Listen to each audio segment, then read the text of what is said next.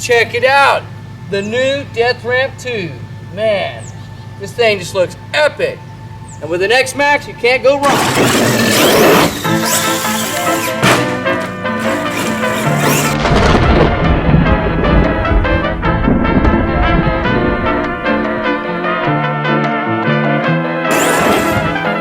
So this artwork is based off of the holiday in Mexico, Dia de los Muertos. It's called the Day of the Dead.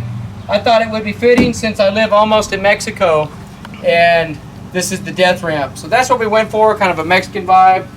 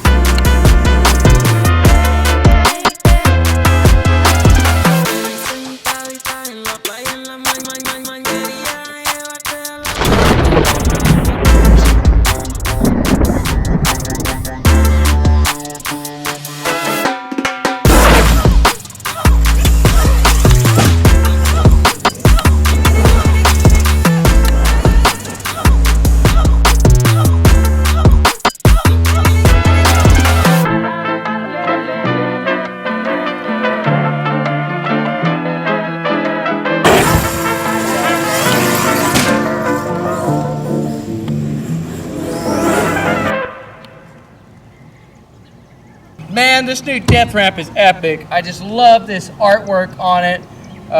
Big shout out to Mama Thunder for painting it. I actually drew this. A little bit of an artist myself, but surprised myself on this thing. Cannot believe how well it turned out. The Xmaxx, as always, just blows my mind on durability.